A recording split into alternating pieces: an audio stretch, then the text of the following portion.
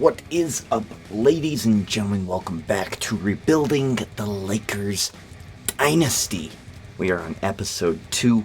This episode is going to be a rough episode. We're not doing that great.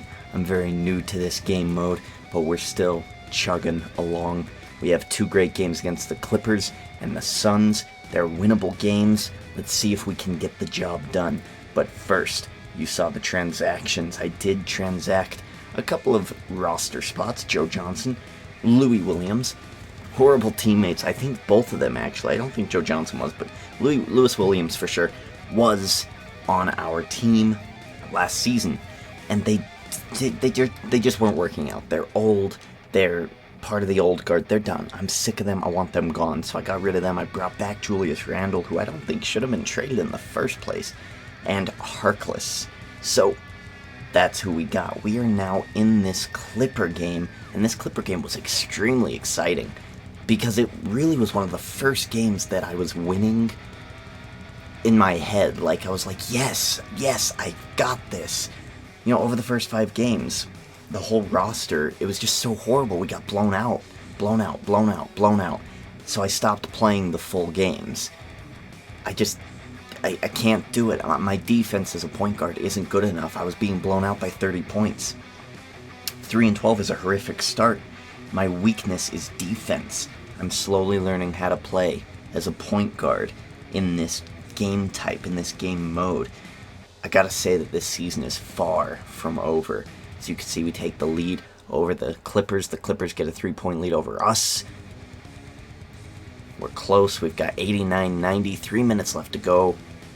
2.5 now. I go for a layup and I totally biff it. I miss.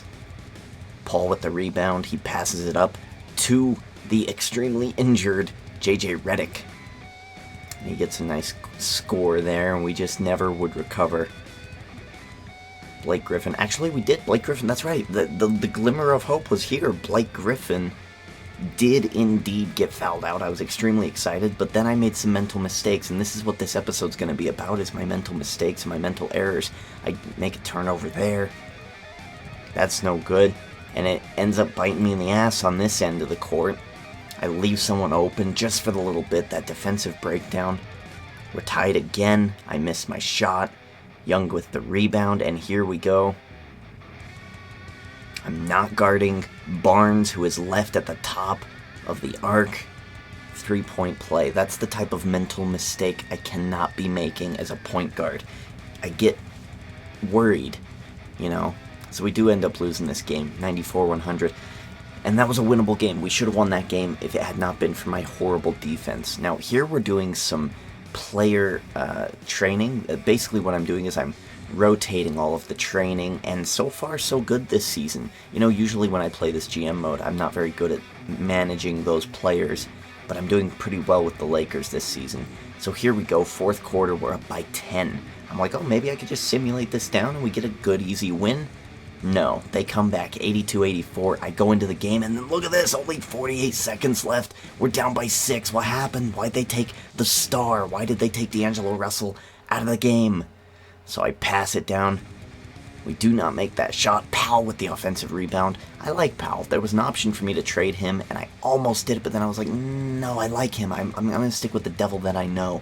We're going to watch this full game, unedited. We're going to watch the rest of the end of this game here as I'm freaking out. I'm panicking. This is another mental error. I don't need to foul here. They only have 13 seconds left on the shot clock. We can get a stop. But I freak out and I foul anyway. I bail them out, which is horrible. Steve Nash is beside himself. And again, these are mental errors that I decided to make.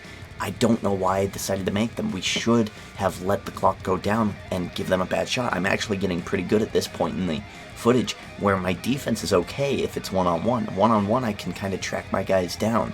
So these are more mental errors. So I gotta go to work.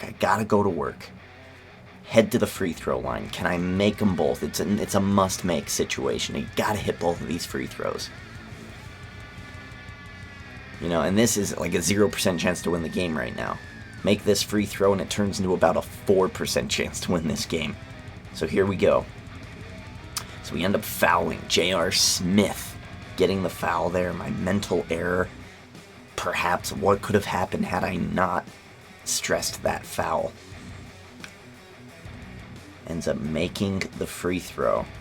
We're down by 5, 17 seconds left to go. We're down by 6. We need a miracle. Can our angel, D'Angelo Russell, give us a miracle? Pass it over to J.R. Smith. He misses. Seems like it's game over, but no, D'Angelo Russell, our angel, calling upon the heavens, bringing us the miracle we need. We're down by 3. We foul. We need 2 misses from the free throw line here. And there's one. You know, at the Jazz games, fourth quarter, enemy team, they miss 2 free throws in a row in the fourth quarter. You get free food. D'Angelo Russell makes another mental error. Instead of shooting the 3-point shot to tie the game and go to overtime, I press Y instead of X. And this was more of a technical error. My thumb just hit X and Y at the same time. And I get a turnover, and that's the end of that game. Well, mental errors, mental errors. And it's not going to go good. We've got a 7-game road trip coming up. D'Angelo Russell is leading the Lakers. We are going to go on. We are going to come back from the bottom of the conference standings, from the bottom of the division standings, and reclaim the throne that belonged to the LA Lakers. Thank you for watching. My name is the Prophet God. GG.